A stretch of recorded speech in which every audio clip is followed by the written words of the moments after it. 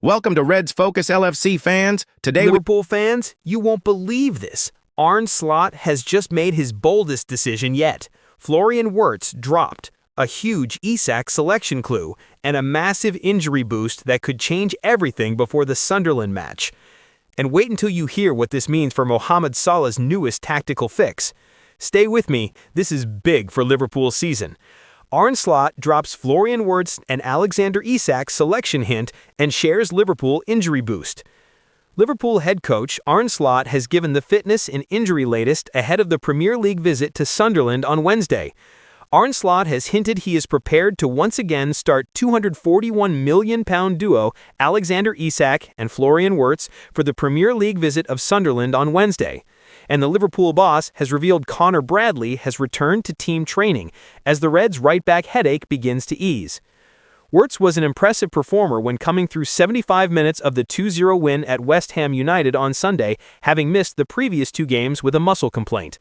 Isak, who was replaced midway through the second half, opened the scoring with a first Premier League goal following his British record transfer from Newcastle United in the summer, with it only the fourth time the big money signings had started a game together.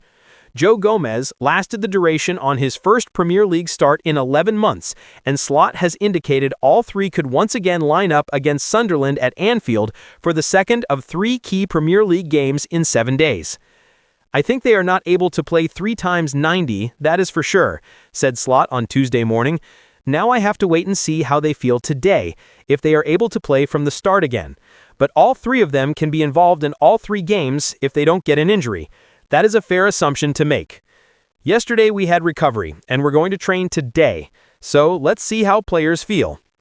Slot added, "Florian, for example, has missed 1.5–2 weeks of training, so for him to already play so many minutes was a good thing, and 2 days later we have to play again. Joe Gomez was another one of them, so let's see. It was encouraging to see Florian play that well, but it's not the first time he has played well for us. Maybe the first time other people noticed, but I've seen him play well for us many times already. And for Alex to score his first goal was also very positive. Also a player who couldn't play 5–10 more minutes than he played. He told me yesterday he felt a little bit of cramping coming up already. Another player where we should see how he does when he trains." Gomez played it right back against West Ham, with Liverpool still missing Bradley and Jermaine Frimpong due to hamstring injuries. Frimpong hasn't featured since the Champions League win at Eintracht Frankfurt in October, while Bradley was ruled out of the last 3 games. And while neither will return in midweek, Bradley could be back in contention for the trip to Leeds United on Saturday, with Frimpong back shortly afterwards. Connor got into a training session yesterday for the first time, team training.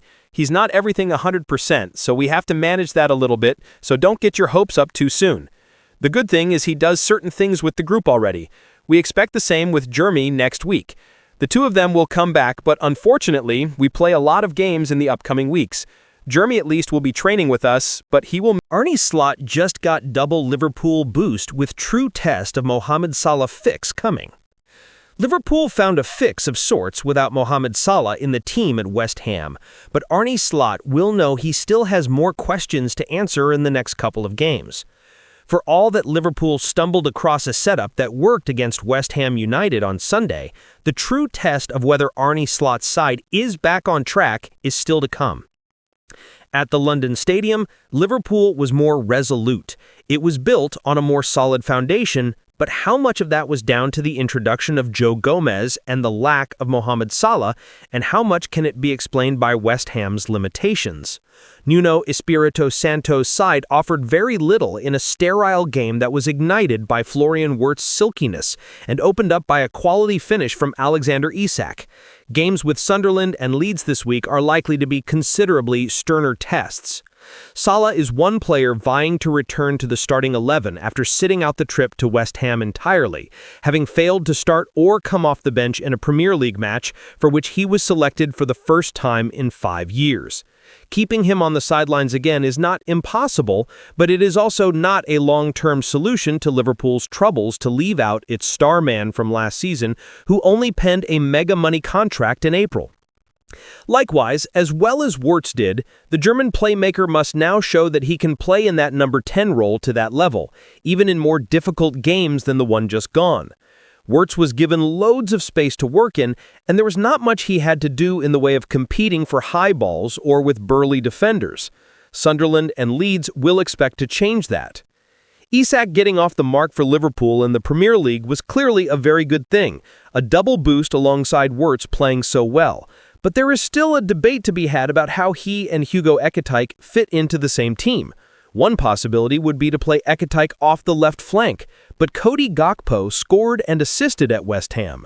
While he hasn't been at his best at the start of the season, the Dutchman always tends to be a threat, and his numbers usually back that up.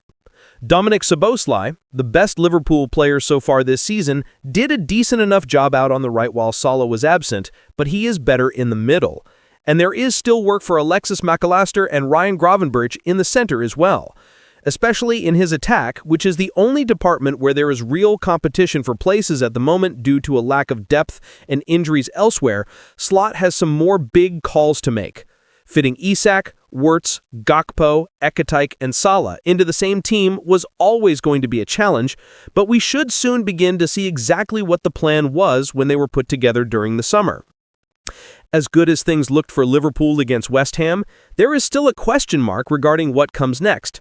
But starting with the visit of Sunderland to Anfield on Wednesday, we should get a glimpse of just how much the corner really has been turned and how far up the Premier League table Liverpool should dare to look. Liverpool versus Sunderland, Premier League prediction, odds and betting offer.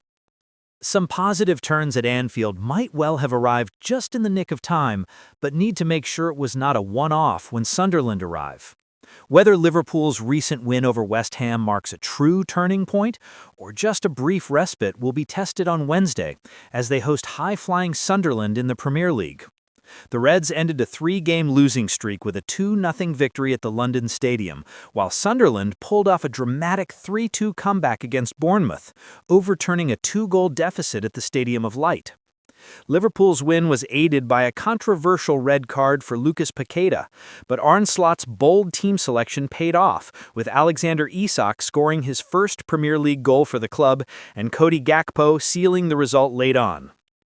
Notably, Mohamed Salah remained on the bench throughout, sparking speculation about his future, though Slot insists the Egyptian still has a role to play. Now 8th in the table, Liverpool are just 3 points behind third-place Chelsea and 4 off Manchester City in second.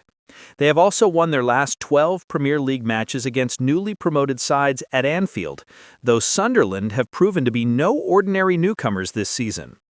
Regis Lebris Sunderland made club history last weekend, coming from 2-0 down to win a Premier League match for the first time in 188 attempts.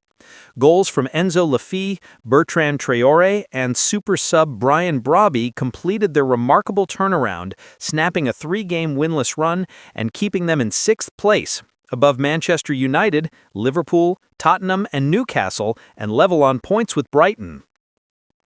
Liverpool versus Sunderland injury latest and 7 who could miss out after Arne Slot's update.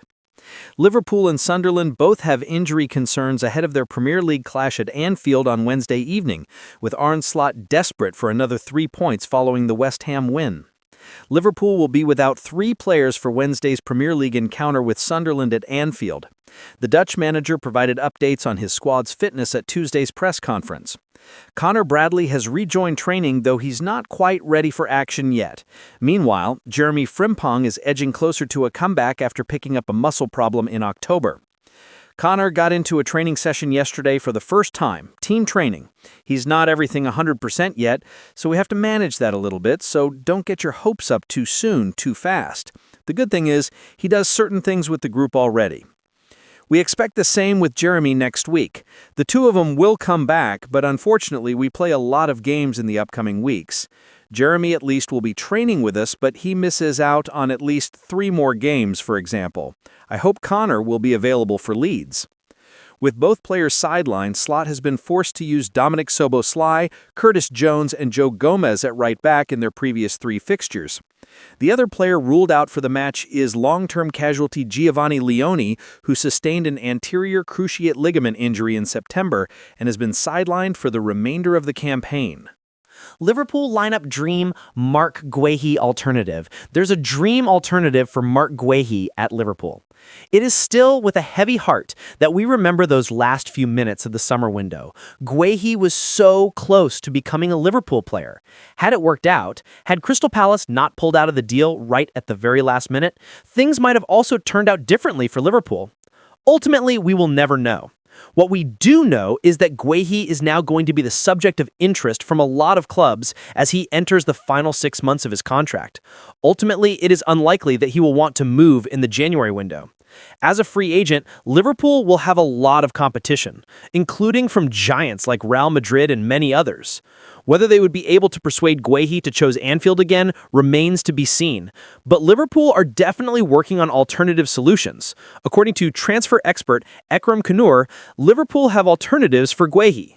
One of those is a potential dream option in Alessandro Bastoni. Kanur admits this would be a difficult move, but it's one that could be even better than Guehi in terms of fit and style of play. Bastoni is one of the best defenders in Europe right now. He's simply at the top of his game at 26 years old, and there are few center backs who are both as strong aerially and on the ground while being able to read the game as effectively as he does.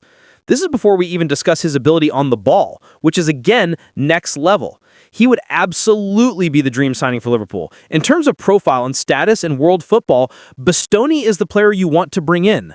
The Italian could partner Virgil van Dijk, but long-term, he could also become his successor, at which point you could have Giovanni Leone and Bastoni being the Italian duet at the heart of Liverpool's defense. We know Richard Hughes has a lot of strong connections in Italian football. This is a difficult deal to pull off because Italian players do not often venture outside of the Serie A. There's also the fact that Inter Milan will be reluctant to lose him as well. Liverpool will ultimately probably have to pay a lot of money to bring him to Anfield.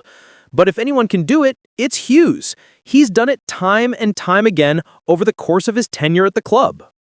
Oliver Glasner opens up on Marc Guehi transfer talks as Liverpool January chances rated.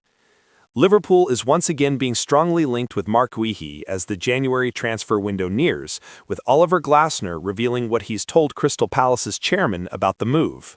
Oliver Glasner has opened up on the conversation he had with Crystal Palace chairman Steve Parish that led to Marc Guehi's transfer to Liverpool collapsing. Guehi had looked set to complete a move to Anfield on deadline day of the summer window, having undergone a medical after the two sides agreed on a fee, but the deal was called off at the 11th hour. Liverpool has been feeling the effects of that decision, with Giovanni Lo Celso out for the season after rupturing his ACL on his debut for the club, leaving Arne Slot with just Joe Gomez as the only senior backup to Virgil van Dijk and Ibrahima Konate, with the latter having struggled for form so far. Parish has since spoken out on the decision to pull the plug on Guehi's move to Liverpool, with Palace's first season in European competition playing a big role in the decision to keep the England international. Reports at the time had suggested that Glasner had threatened to resign as manager if Guehi was allowed to leave. The Austrian has since refuted those claims, although he did seem to criticize his club's approach to the transfer market following the weekend defeat to Manchester United. Glasner brought more questions over his own future when he told reporters, "If you play for the first time in your club's history in European football, I think the right answer is invest and not save, and we saved." He has now opened up more on those comments, as well as the advice he gave to Parish on Guehi during the summer. "I know the team, I know what they are capable of, and I know maybe what they are not capable of," Glasner said on Tuesday.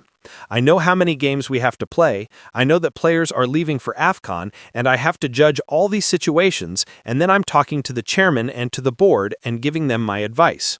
I told you with Marc Guehi, everybody said I threatened to step down. It's completely wrong.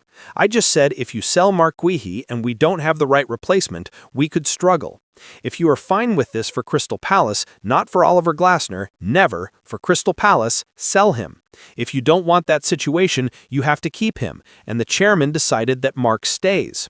It's the same here. I give my advice, but it's never a wish. It's nothing to do with we have to buy players so that Oliver Glasner signs a new contract. It's just if we want to progress in the Premier League environment. Glasner's comments come as the January transfer window nears and speculation once again grows over Guehi's future. The defender is set to be out of contract at the end of the season, meaning Palace only has one more chance to receive a fee for him. However, The Athletic has reported that, while Liverpool would still like to sign Guehi, the chances of that happening in January are slim.